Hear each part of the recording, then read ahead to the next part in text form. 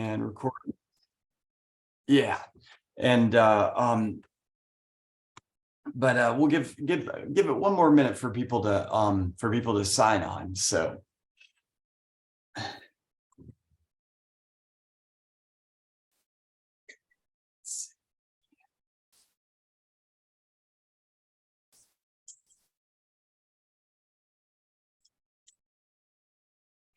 where's everybody coming from?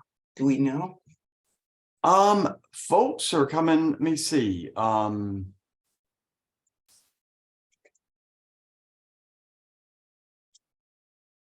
to the roster here. There are folks from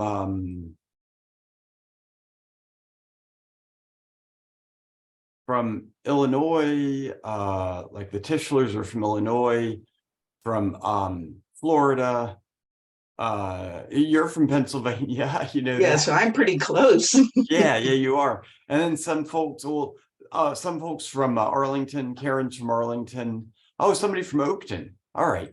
That's right beside where I went to high school. Oh, And also Ohio.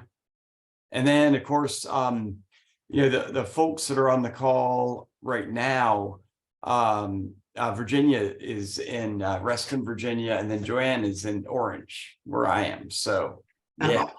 And then Alex is right across the way. He's one of the staff. He's here at Montpelier. But yeah, so there's usually on these programs, we get folks from all over the US. Like we've got a map in the lab. We need to update it. We did this in like 2018, where we plotted where everybody came from, and we have basically every single state represented.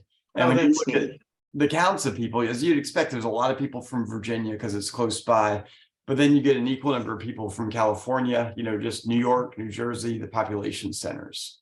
So, and a lot of people, disproportionate amount of people from Florida, because we get a lot of folks that are early retirees that come out for the week and then keep on coming back. So, Oh, nice. But yeah. Meg, what happened to the lady that she drove to Montpelier? I forgot what state she come from. She was an elderly lady, and she had control of the lab. I can't remember her name. Yes. Helen, she was from Illinois? Yes. Yeah, Helen. I need to contact Helen because she came here last spring, but I haven't heard from her recently. So I need to give her a call. Yeah. So there's some people, Carol, that they'll come in the fall and come in the spring. So they'll come twice a year. So they have a number of folks that are doing that, which is great. So, but well, we will go ahead and get started. Yesterday we talked about the power of place, and y'all reflected on that a bit. Some people talked about and for those of y'all that weren't on last night's call but are listening to this recording, we tried to do it last night, but my internet crapped out at home, so we're doing it again tonight, and I'm here in my office. But we talked about the power of place and how it, what that means. And did y'all have anything else to add to that you thought about with power of place? No, but you cut out right when you were giving us the real definition. Oh, okay. Well, all this is just one definition, but yeah, there's different definitions. I mean, it depends on power of place is, what the landscape means to you. It could be what it means to you as a person.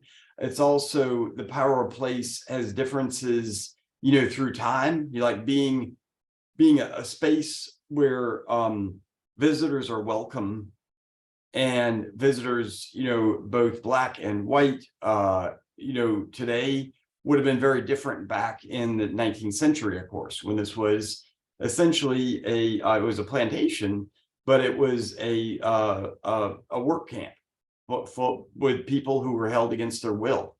And so, hey, Virginia, coming in loud and clear tonight, Virginia. So did the dog, did you carry the dog home? I did. It's all in preparation and being able to hog out that dirt. Okay. They're nice, yeah. Getting Give me the fit for being- wheelbarrow. I'm prepared. All right. We're just going over power of place and what we had talked about last night. And for depending on whether you're enslaved or you were one of the Madisons or the overseer, the landscape would mean very different things to you. And one thing that we've used power of place for, and you'll experience it this coming week, is really to get into to talk about, be able to ground topics that sometimes are very difficult to talk about, like the history of racism in this country and enslavement, and being at sites where these activities happen, and we're finding the evidence of it through the archaeology, gives it a whole different perspective in terms of bringing it to relevance to today, but then also trying to find a way to meet people where they're at with this. And that's where I think we really feel like the landscape and these historic house sites have so much power, because people come to these house sites to learn about people in the past, see aspects of their actual lives. And so in some ways, they're prepared in many ways to confront some of these ideas.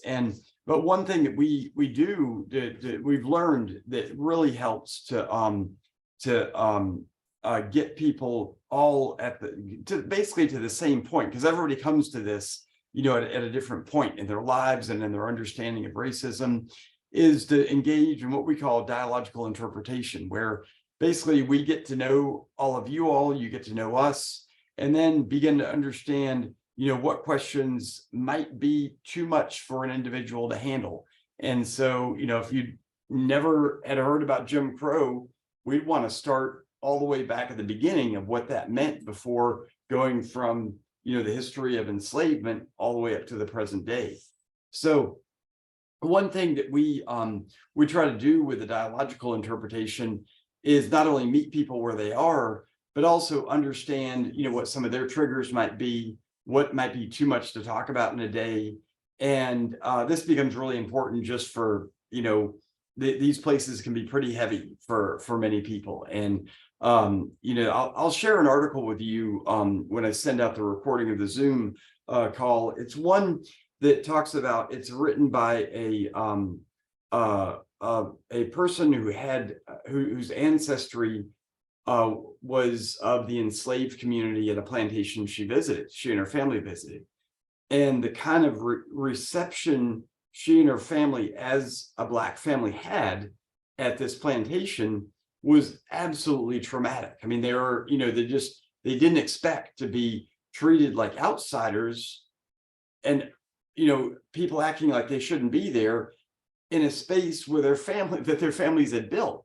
So it's something that it's a lot of this is unconscious. It's not intentionally done, but that's what where so much of the problems of racism comes from, is that that kind of that insidious way that racism works into our interactions in everyday life. And that's where understanding the history of it helps us begin to unpack that and make sense of it and understand why people react the way they do. So that's one thing. Just wanted to couch the discussion for tonight, but more especially for the rest of next week. So one of the main important things with all this is wanted to give you all a sense of the landscape at Montpelier and some of the history of that landscape. So what I'm going to do is and does anybody have anything to add to this, like with the power of place and different perspectives on understanding history and how it relates to today?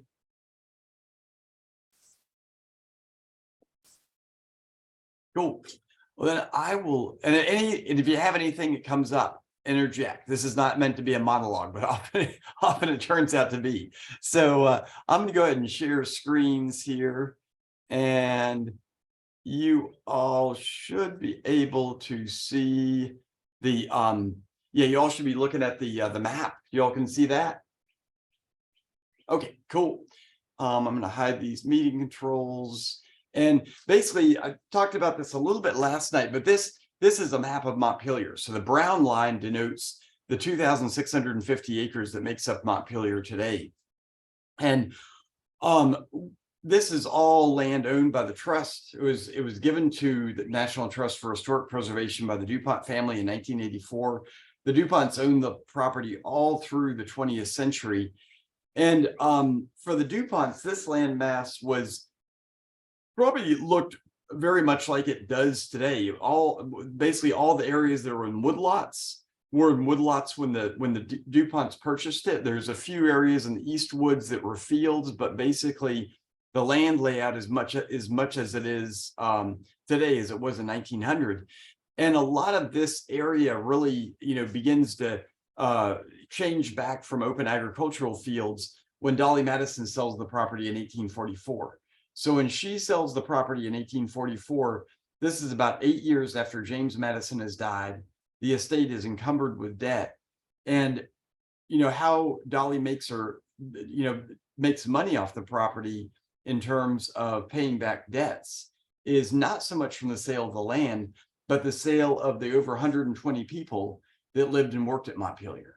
And where do you think these folks ended up, when they were sold? Anybody know about the transcontinental slave trade?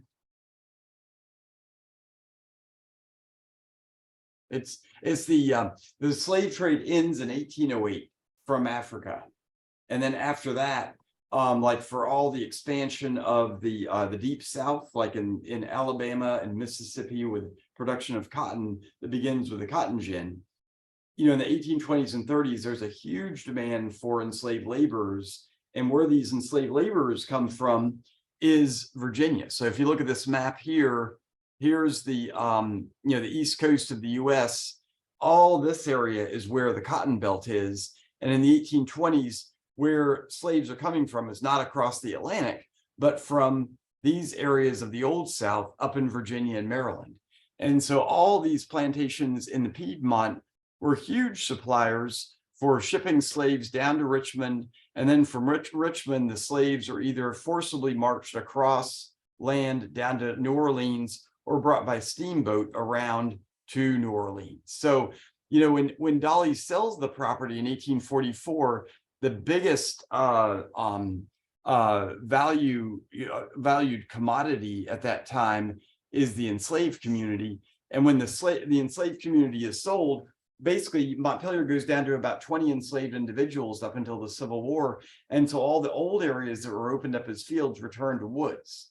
And so that's by the time the DuPonts buy the property in 1901, almost all the areas that were fields were now woods. And what Montpelier experiences throughout the 20th century and the late 19th century is pretty much not a lot of development. The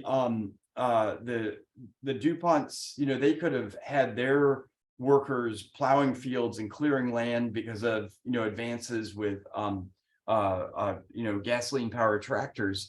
But the DuPonts are the DuPonts of Delaware. They don't need to make money. So they basically run this as a country estate. And when you look at photos of the time period, here's the main house right here. And what it looks like for how we've restored it is like this today. But back in the DuPont era, it was this, massive set of additions that were added onto the house. So this is what the house looks like when the DuPonts buy it in 1901. And then by 10 years later, they've added all these additions, onto the one-story wings here. And then for the rest of the property, what they do with the land is they end up turning it into a country estate. So down in the area where I'm sitting right now, here's the main house, here's the visitor center. I'm down here in the archaeology lab. So I'm in this building sitting literally right in this spot right now. And all these barns down here are built after 1855. And when you look at this shot right here, this is a view from the temple looking down across the ice pond at all these barns. And some of these barns are still here, like the the hog barn and the blacksmith barn. This big farm barn is gone, but the schooling barn up here is still present. And you'll be able to see these when you all visit. And one of the best things about visiting Montpelier is actually this time of day. I mean, I don't know if you can see my screen or my camera, but I'll point it out. This is the view from my office. This is what, photographers call the golden hour, where, the angle of the sun is at this low angle. And man, it is the most beautiful time to be at Montpelier. When you're here, I don't care how tired you are at the end of the day, come out on the property like between 6 and 7 o'clock and just, see the sun go down. It's just absolutely gorgeous. And I'll share these maps. And so these give you a lot of these. On these maps, I've got something called historic photos. And these, wherever you see this little camera, this has all of these. Oops, some of these are here. Some of them aren't. These have some of these historic photos. There's one of our interns, Nathaniel. He went through and took a shot of, took the old DuPont shots from 19 teens and matched it with a photograph today, which is so cool. So this is looking across the farm pond. So this is looking across here at the power plant and Lewis Hall. And so today the power plant is gone. That's Clodmore Hall. But but Lewis Hall, that what was the brick stable, that's right here. So you can. That's right here. So you can. So it's all. Still in the same place. The greenhouses are gone. Like there's the parking lot there. And then when I started here, the greenhouses were still in place over here. But anyways, long and short with the DuPont era, what the DuPonts do is they make this into a country estate. And this results in so much of the land being preserved. We've got fields in the historic core that have never been plowed, like the area where the home farm is, where we're going to be excavating as part of the overseer's site. All this area through here, this is where, all these fields have never been plowed since all these buildings were abandoned in the 1840s. So we just have incredible preservation out here. And what makes the site that we're working on this week so exciting is the overseer's site is just down the hill from the visitor center. So if you look at the shot right here, this is a shot showing the overseer's site right here. Here's the visitor center. Here's the main house.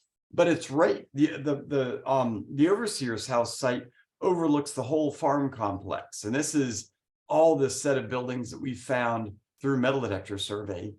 And what this area would have looked like back in the early 19th century is this is a view, pretty much the same view as this. Like, so here's the site where we're excavating the overseer's site. Here's the overseer's site itself. And then you've got all these buildings that are in this field. And where the visitor center is today, you would have had a stable and a paddocks right here. So this area right here is this area right up in here. And what else is at right beside the overseer's house is the Mount Pleasant site. So this area right here where these two paths come together, this is this area right here. So you can see in this shot where this path comes in right here, this is this path right in this area right here. And then this area is one of the earliest living spots historically at Montpelier. This is what we call the Mount Pleasant site. And so when you look, here's the Madison Family Cemetery right here. This aerial shot that was taken in 1998, this shows what, the archaeologists right before I started here had uncovered. They had found evidence for the kitchen and a slave quarter right here. And where the back dirt pile is, they've been looking for the main house. And this is kind of an old archaeological adage. Wherever you put the back dirt pile is the best site. And where they had the back dirt pile, when we started doing a survey when I got here in 2000, they had never found the main house. And when we started doing survey, right where that back dirt pile is, that's where it turns out that the main house is located. So Let me see, I've got a shot. Shoot, I don't have a shot of the excavations of the main house. Oh, I know, I've got it. Yeah, I gotta add this to it. This is a shot looking in the cellar hole of the main house right there. I'll need to add this image to this little set of features here. But when you look at these maps, I'll send you the link. The buildings, the archaeological buildings are shown in yellow, and then structures that are still in existence are in red. And so technically the Madison Family Cemetery right here is not a building, but it's a cemetery, but we've got it in red because it's still present above grade. When you all get here, we're going to be giving you all a tour of Mount Pleasant and the Madison Family Cemetery, all this area in here, because this is a huge set of the context for what we're finding. You know, the overseer's house originally was in this kitchen that dates to the early 18th century, but when it burned in the 1790s, there was a new overseer's house built right here, shows up on this map. And so when we're doing our unit excavations in this area, we're not only getting 19th century artifacts, we're getting 18th century artifacts, because Mount Pleasant was a whole plantation complex. And to kind of give you an idea of how large a complex is that's associated with the main house, we need to head up to the main house itself, where we've done about 30 years of excavations up here. And it actually is, you know, if we do a time chronology of this, I don't know, how many of you all were able to look at some of the readings, like the brief landscape history and that booklet, that PDF booklet? I read some of it. So you remember Mount Pleasant being the original home site? And then for the main house, do you remember when that was built, Carol? This is the test. The main house, you mean? Yeah, the main The house big up one. here. Yeah, the Oh. big brick house. Yeah. I think it was the late 1700s. Yeah, Early it was in the 1700s. Is the It would main have to be. Madison was. Yeah, Madison is born in 1751. And for years we thought that when Madison was born, that his mom brought him to Montpelier. She was originally from outside of Fredericksburg, and there's a family story that after he was a month old, that's when they moved to Montpelier. And we always assumed that when James and James Madison Sr. and Nellie Conway Madison, this is the mom of James Madison, were first married, they lived at the Mount Pleasant site, which is this, you know, set of buildings that we found archaeologically down by the Madison Family Cemetery. Well, it turns out that when Frances Madison, when she first arrives at Montpelier in 1732 with the rest of her family, her husband, Ambrose Madison, is dead within 6 months of arriving. He's poisoned by 2 of their slaves and a neighboring slave. So Frances becomes a widow. And when she negotiates the deed after her husband's death, she states that she's to have control of the plantation up until she dies. And so she lives until 1761. And when her son comes of age, James Madison Sr., this is the father of the president, in 1741, she's still running the plantation. So he starts diversifying what he's doing because she's controlling the tobacco production. He starts jobbing out slaves. He opens up a blacksmith shop. And what we found through archaeological evidence is he starts doing that not down here, but up where the main house is.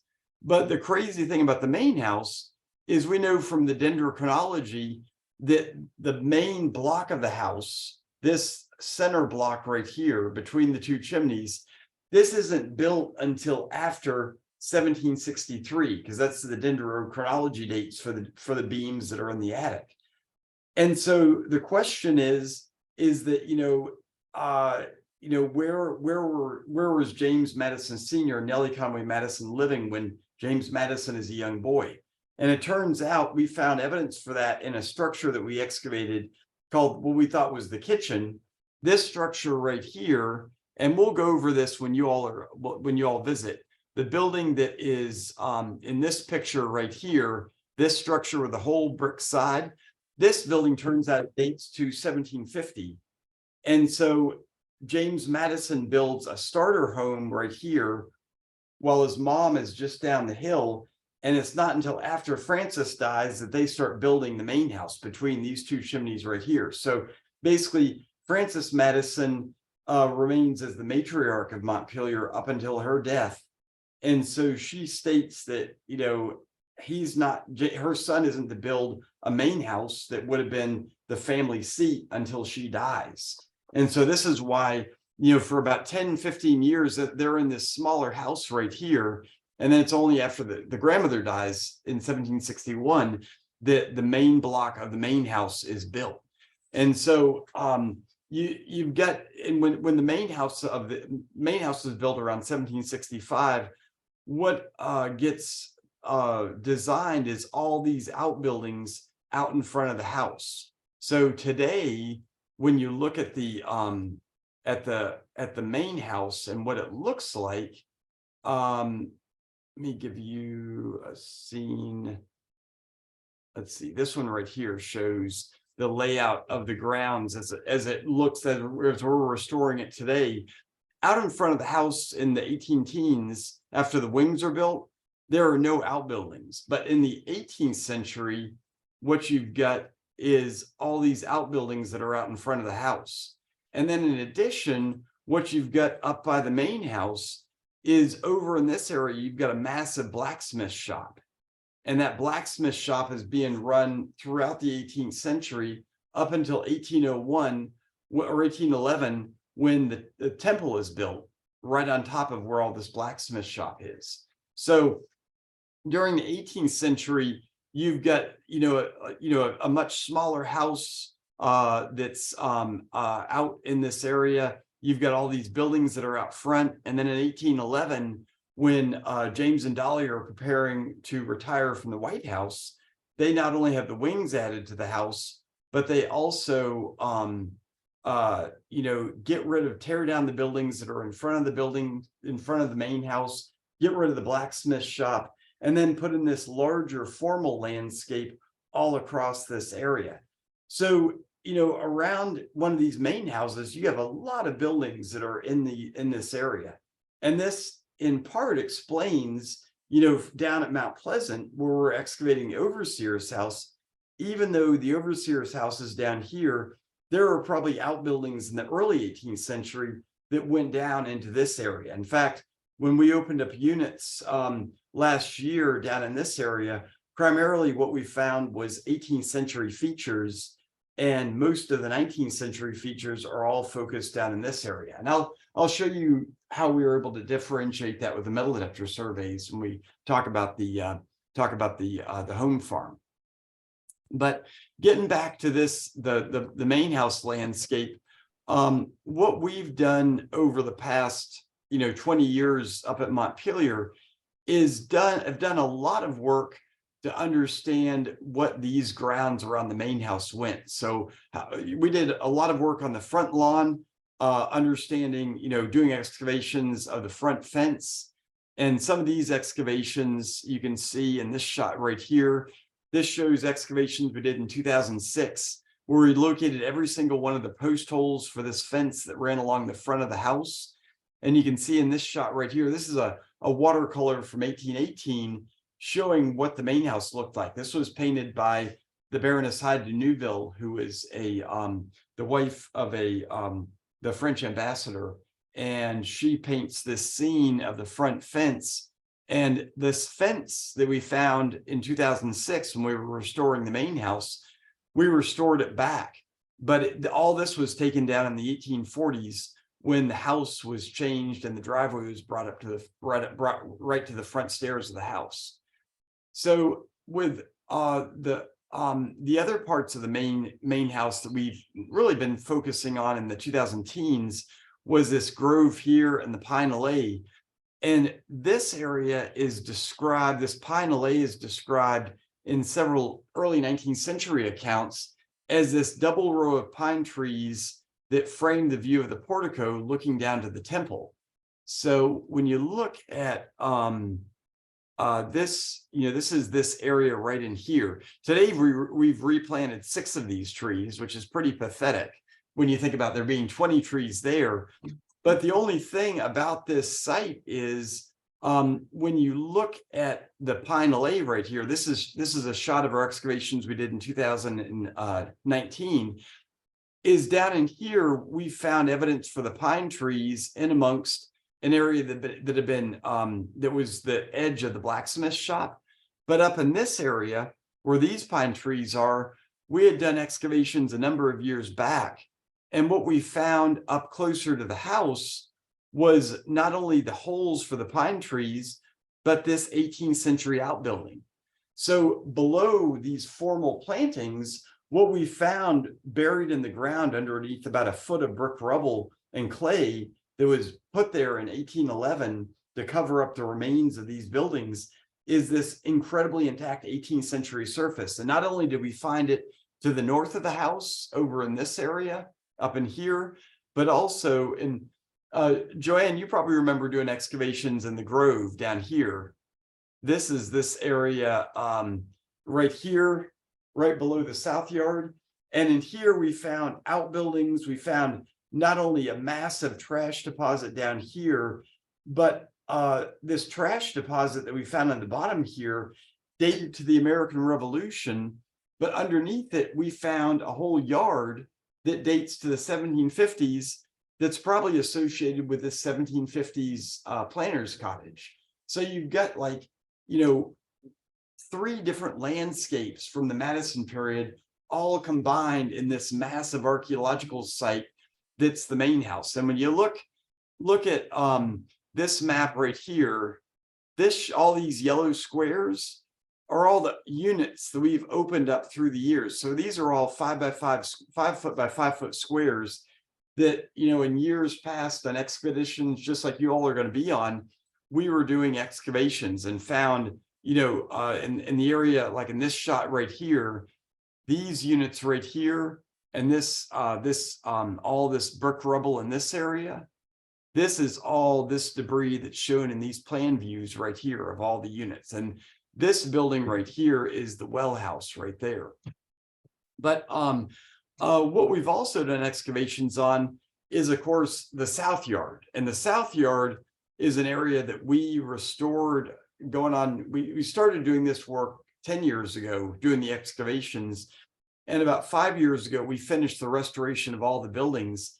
And these are all based on, the archaeology that we did, both of, these duplexes, these double, these structures with a central chimney and 2 living quarters on either side.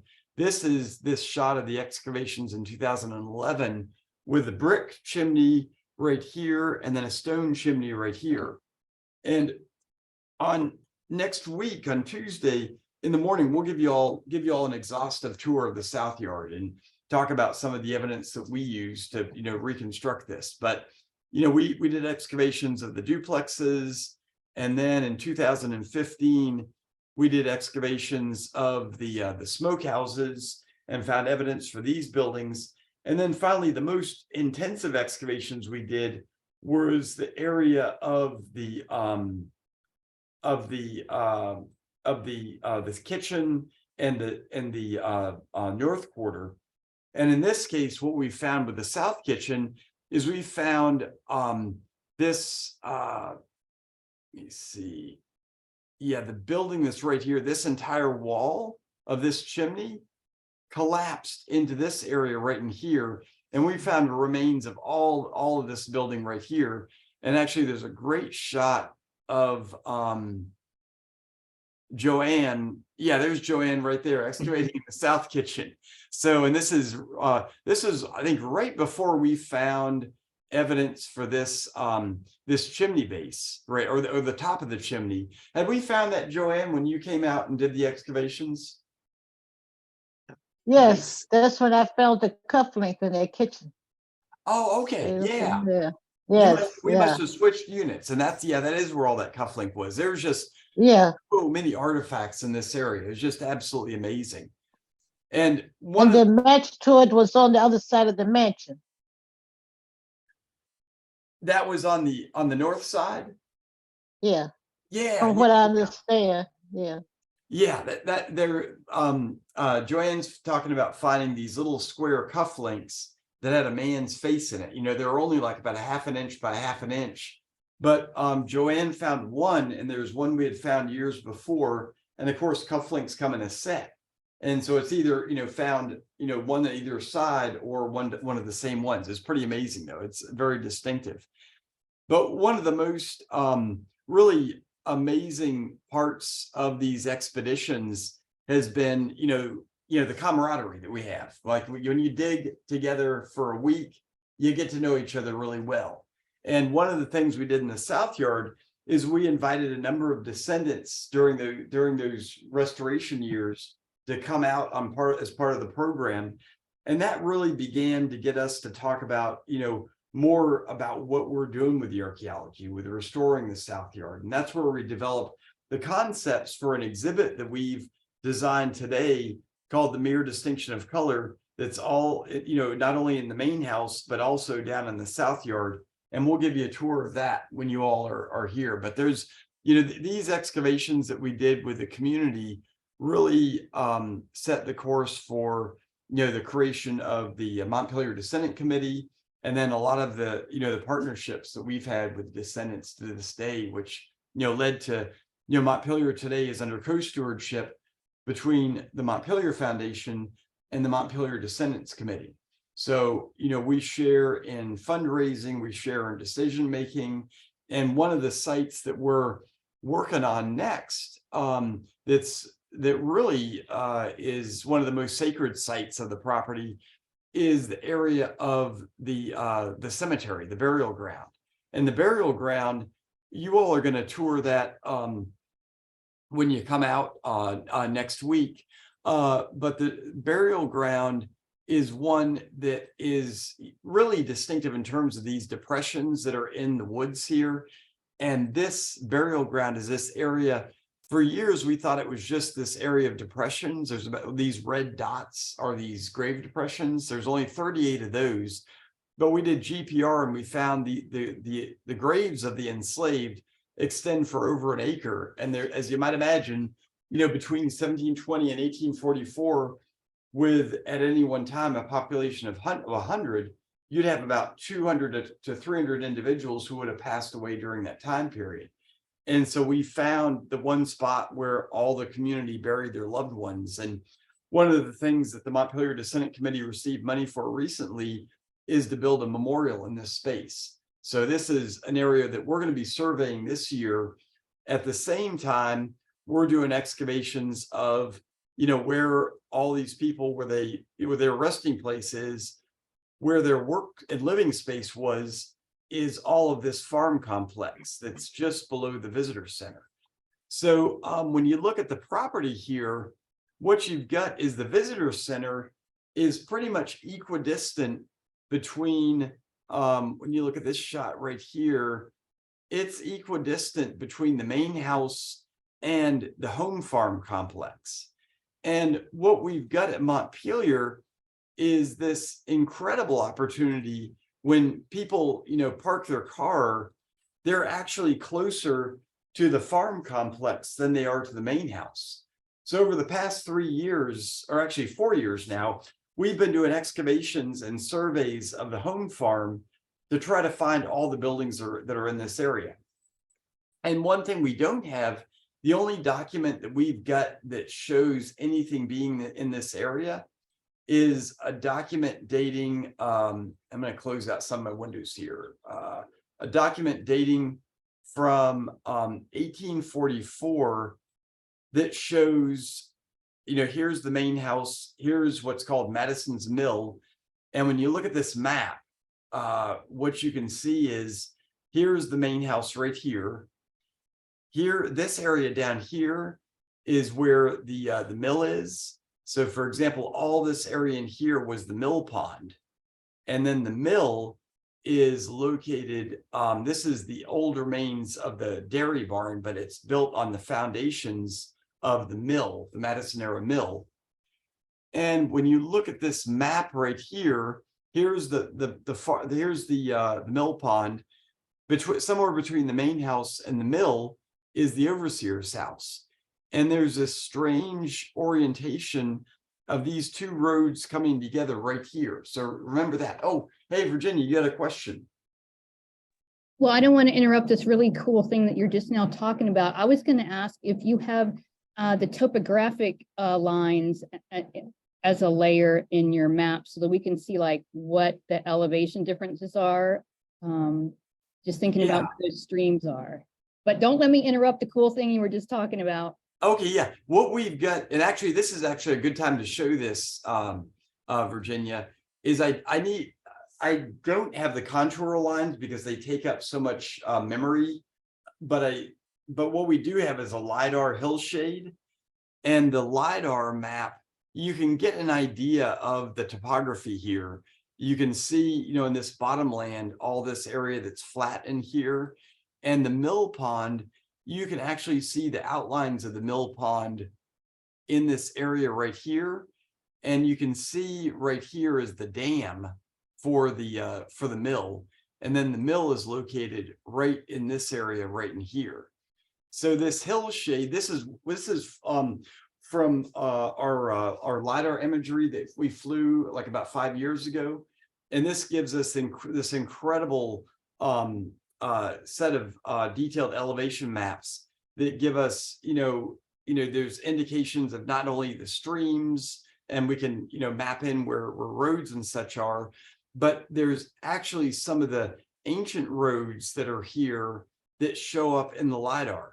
So if you remember this map right here, it shows this road coming up here, and then this road ending right here, but it's nowhere near the mill. But when you look at the layout of the roads today, Westgate Road comes all the way down here, and that's nowhere near the overseer's house.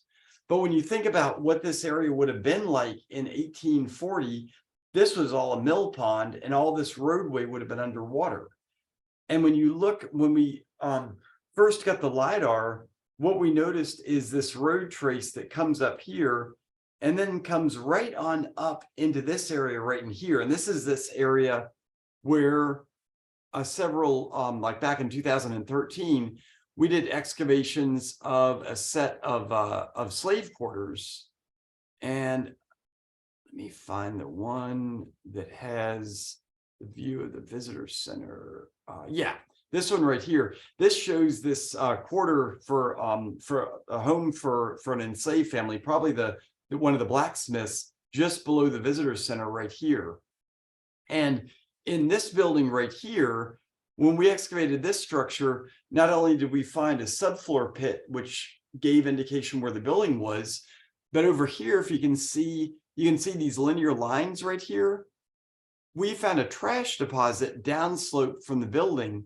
And then in the bottom of the trash deposit, we found wagon ruts.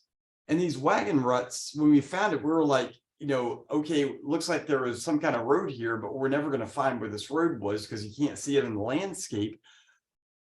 But when we get the LiDAR, this roadway led right up to where our old excavation units were, which was just so cool. And it also continues up into this area where the blacksmith shop is, and then right up to where the overseer's house is.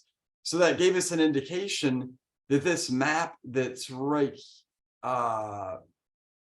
here, we found these ancient road beds and how they intersect. And what we also were able to do, how we found so many of these buildings isn't really from the LiDAR, but it's from our metal detector surveys that we did. So this is a shot of the 20-meter metal detector surveys that we did. We've done these all across the property. So when you look at the overall map, you can see all these areas in green, and then it gradiates into red. When you look at what these represent is the areas in green are low concentrations of artifacts, and then the areas in red are high concentrations of artifacts. And if you're out here with a metal detector doing survey, looking for buildings, what do you think you're going to find with a metal detector?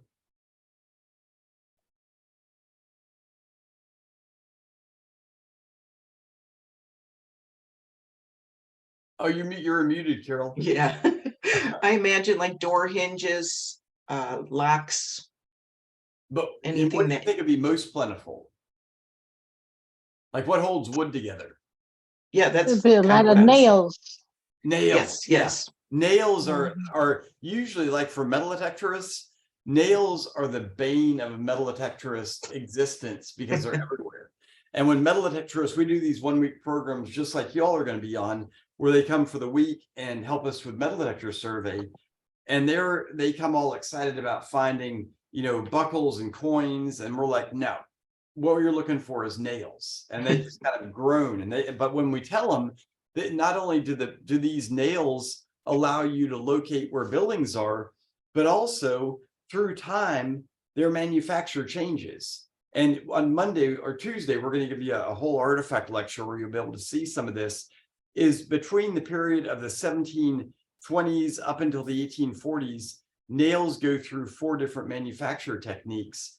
And when you find them in the ground here, because of the low acidity, you can actually tell whether, they're cut or rot nails. And then not only can you date, find the buildings, but then you can find the sites, but you can also date them.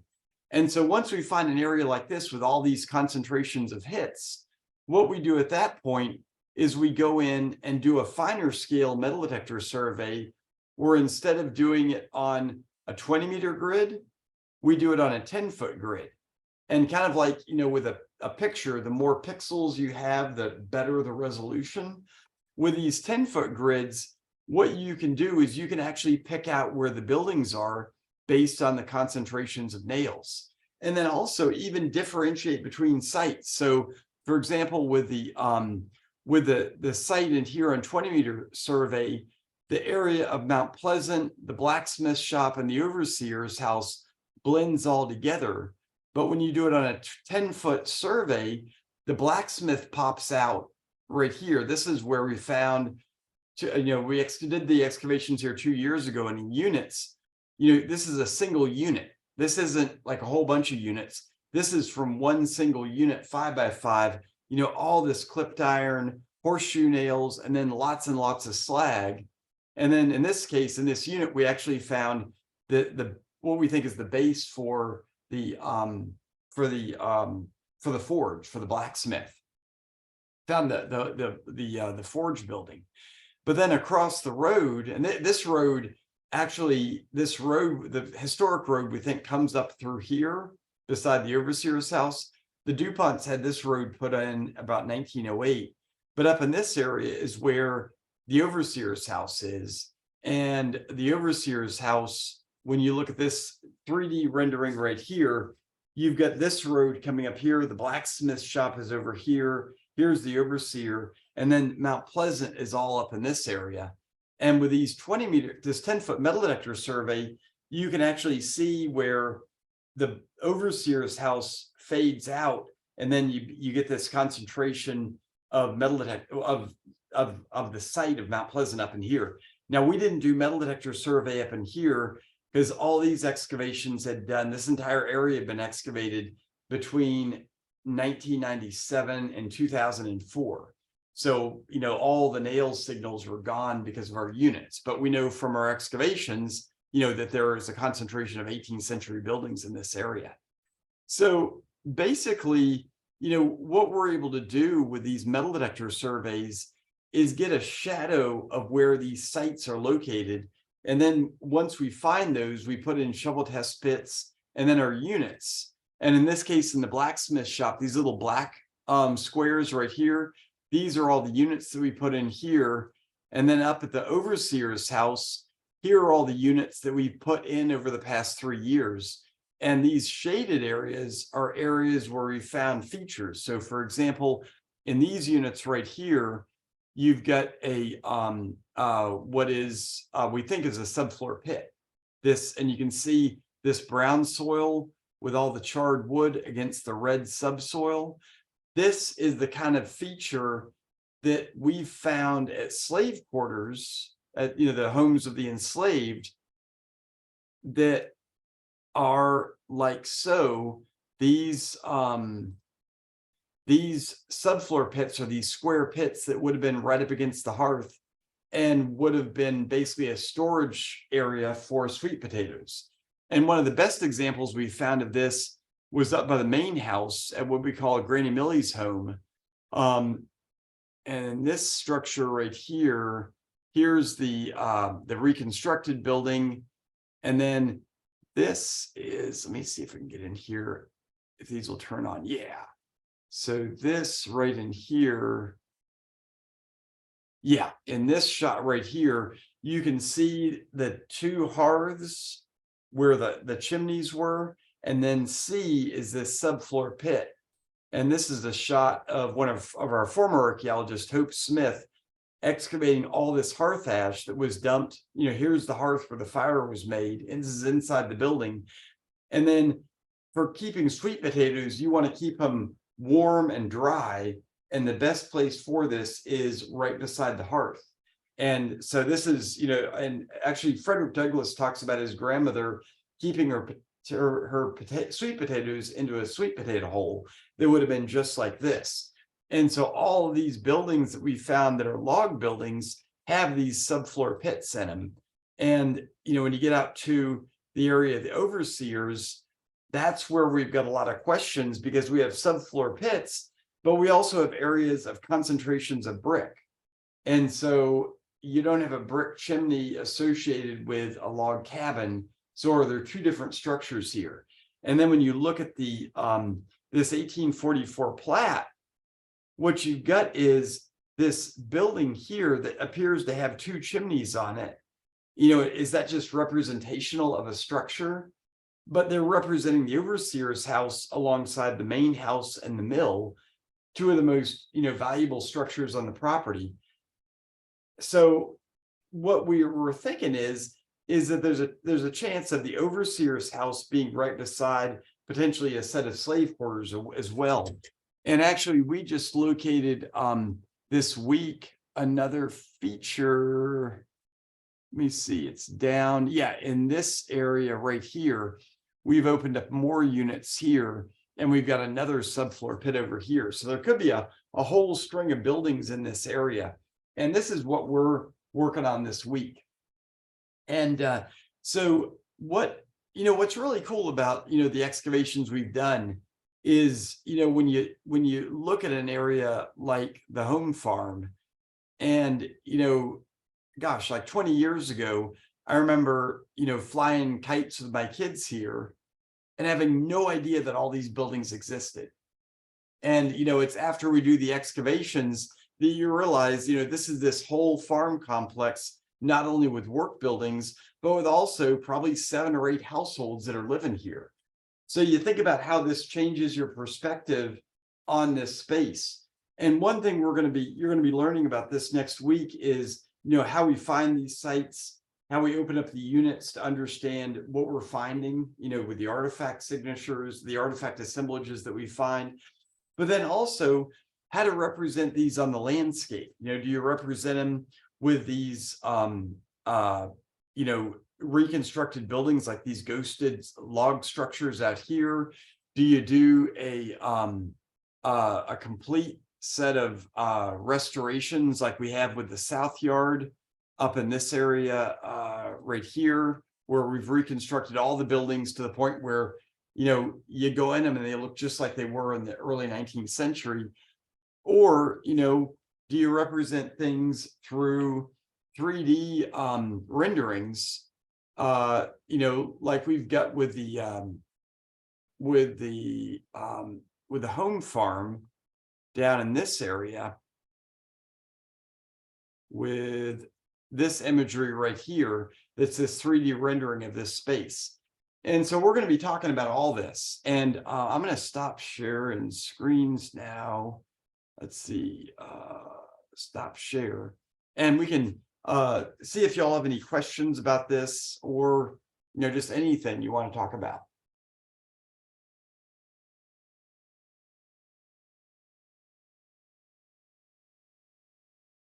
And I always do this. I get excited and do a complete brain dump. I could tell. Yeah, and this is where, the dialogical, conversations is, of this, what strikes your all's interests? Is it the artifacts? Is it the lost buildings? Is it, house sites with ceramics? Is it a blacksmith shop? What are this? Are you like, oh my gosh, I want to learn more about this? For me, it's the artifacts. Is the Same artifacts? here. Okay. Yes. Well, what about the artifacts interests you? Well, for me, it's that if I find something, I just wonder if one of the slaves or one of my ancestors, if they had this in their hand. All the nails that I've found, and boats, and there's all types of nails, all sizes. And then also, not so much the mansion itself, but on the outside, the bricks, because I know that there are fingerprints Mm. on the mansion itself. And I know that some of the ancestors, they built it, they had their hands on it. So those are things that excite, that I like. It's like it's a presence there for me. Yeah, especially I love what you said, Joanne, about holding an artifact in your hand, and the last person that would have touched that could have been either your ancestor or someone that knew your ancestor. And that, for a lot of descendants, that's made archaeology a witness to their ancestors' lives. And what we're trying to do is find a way to reconcile that, because for descendants of the enslaved at Montpelier, there aren't a lot of records about individuals' lives. In fact, most of the documents from the plantation were burned in the 1850s after the sale of Montpelier. This is where all the family documents were collected at John Payne Todd's house. This is the stepson of James Madison Jr. And when James Madison's nieces and nephews found this 2 rooms full of documents, they decided to haul all these out to the back lawn of what then was Todd's birth and strike a match and burn it. And so, plantation books, maps. That's painful. It is. It's just like, but fortunately, what survives is the archaeology. And what is really kind of just almost eerie is, they when they described why they burned those documents, they said that Uncle Jimmy was a private man and he wouldn't want people prying into his life. But what those documents described was his role as a slave owner and the work that his slaves had produced and the wealth they had produced. So there's a lot of cases where these documents were burned in order to erase that record. Fortunately, they never thought that we'd be crazy enough to go in and dig up all the trash. But we are. And so all of that survived. And how well preserved Montpelier is, and the fact that it's not just the home of James Madison, father of the Constitution, but there's this history of enslavement that relates to the Constitution, and it's so well documented in the archaeological record. I mean, it's almost like there's fate there. I mean, and for a lot of what has inspired the descendant community is this ability to connect to their past through the archaeology. And that's one project we're going to be doing, next is the excavations of the burial ground to find grave shafts, no excavation of any of the bodies, but trying to find what that space looked like as a memorial space. And how the enslaved, when they bury their loved ones, honor their loved ones who had passed away. And when we go, we'll tour that next week, and we're doing a vegetation survey this week where they're finding evidence of the land in that area being completely undisturbed since the 18th century, and finding ginseng and all sorts of plants that could have been intentionally put there to celebrate their loved ones. So just some amazing records that are in the ground, and you all get to experience this, with the units you're in are not units that we've salted with artifacts. We don't know what unit you're going to be digging in, Carol, and what's going to be found. We'll only know it once you dig it. So it's exciting. And the crew right now is they're this week they're laying out these units and desodding it, so you'll all be able to get right to the artifacts. Ah. Virginia, you get your hand up. Well, I'm so psyched that you brought up that you guys found ginseng. So one of my big interests, right, is the ecology and the things that people don't talk about, or they don't talk about in ways that people actually were living their lives, like archaeology and these fine-grained landscape studies talking about power of place.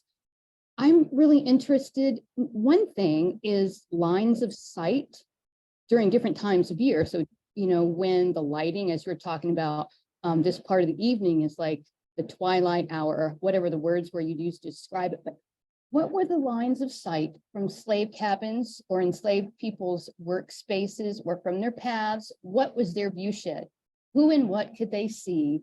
Not just what could the plantation house see and what could the overseer see, but what was the view of the enslaved people and how could they carry out what they carried out, whether it was things they were forced to do or things that they could accomplish because of the way they worked within the landscape and the seasons and the times of day. I know that you've shared information before about relationships across long distances between, you know, enslaved people and their relations in different plantations and all these amazing, like that the descendants group was working on those relationships. But the way that the environment, so it's the elevation and the lines of sight and how the seasons also, where there's leaves on trees and what's built, what's removed, how that plays into how people are able to manifest themselves as a community despite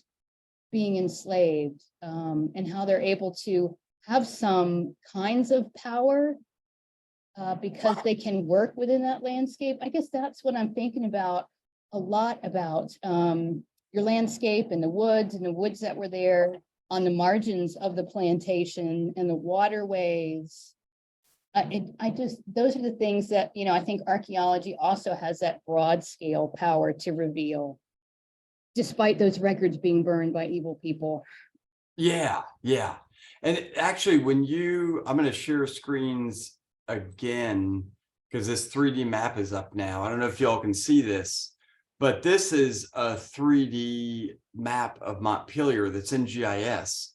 And so here's the main house with the south yard right here. And then this is all on the LiDAR map with, you know, topography. You can see the topo, you know, like the topography here. And then the overseer's house is right here. So this is all the overseer's house area right here, like what we were just talking about.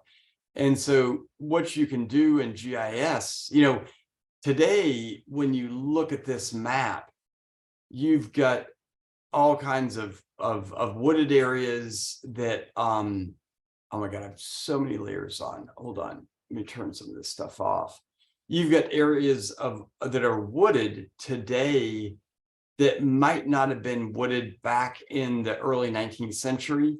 But and this is something we're still figuring out is here's the main house, here's the overseer's house, this copse of woods in here. I think this is the burial ground. I think this was wooded.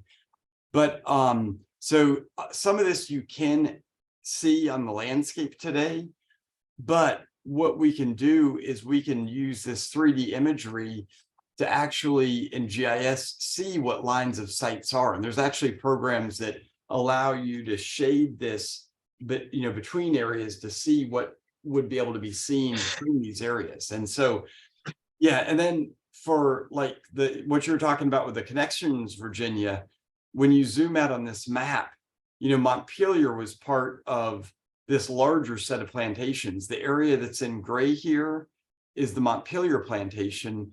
And this is what's in brown is what is owned by the trust today.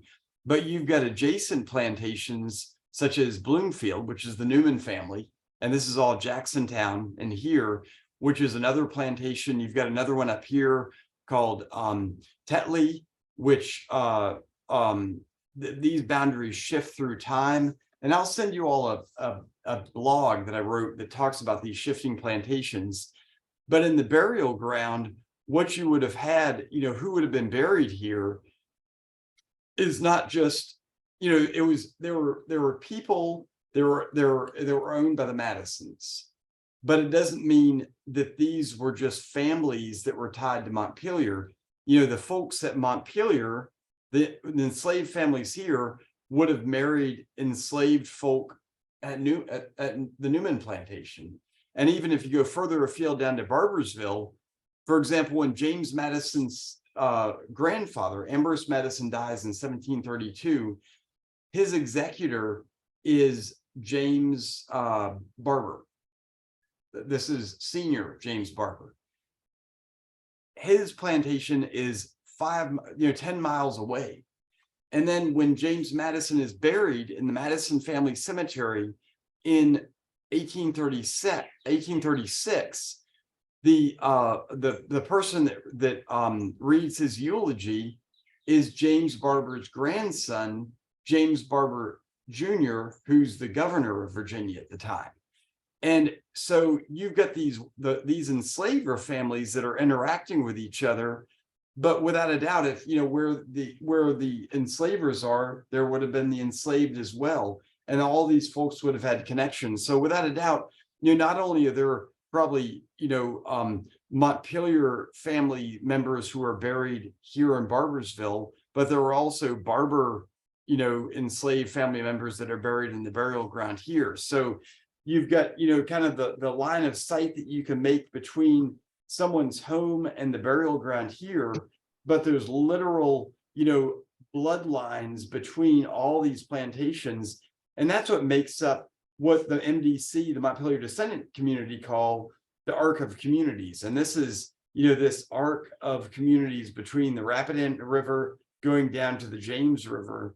And all the plantations along the Rapidan flow into the Rappahannock, which all the trade ended up in Fredericksburg. And then, for example, with Monticello, that's on the Ravenna that goes into the James, all these plantation products ended up in Richmond.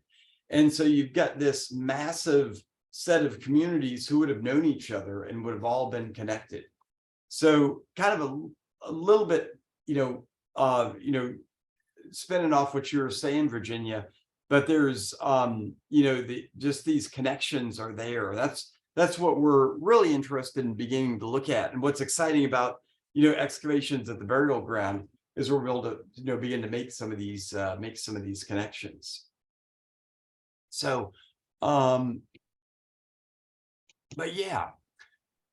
that's the main thing I've got for you all tonight. And we'll be able to, this will hopefully inspire you to think about more things to think and talk about next week. And what I'll do is I'll send you all some articles to look at, some additional ones. I'll send you the links to these maps. And then also there's one article on Francis Madison that I think y'all would enjoy. And then the plantation blog. And then the maps. So, but does anybody have any questions before we go? Like, about arrival on Sunday night at Arlington? And you all know Arlington is not within the gates. That's you just follow the Google Maps to 10400 Arlington Drive, and that'll get you there. So I'm good. Okay, cool. Well, looking forward to having you all out at Montpelier. It should be, I don't know what the weather is going to be like next week. But let me check my. It's supposed to be beautiful. Mid-70s and sunny all week. Oh, nice. Well, Yeah, I'm looking forward to seeing all of you. And one of the things I'm gonna tell you, they got on me so many times because when I was out there digging, it might be a little nail or something sticking up, and I couldn't touch it because there was another layer, and they would get on me all the time. Oh, That you was gotta hard be hit. patient. Yeah, you gotta be patient. So Yeah, you have to be patient. yeah. But That was the worst part. every trowelful you're finding stuff. So it's not like you dig a whole unit and the only artifact is in the wall and you can't take it out. You've got a whole bag full of artifacts. So but But yeah, we're looking forward to seeing you all. And for those of you all that are watching this recording later, if you have any questions, feel free to email us, and we'll get you on the road down here to Montpelier. So, Sounds good. all right, well, good seeing you, everybody. Good night. We'll see y'all next week. Nice. Good night. Good night, everybody. See you, Matt. See ya.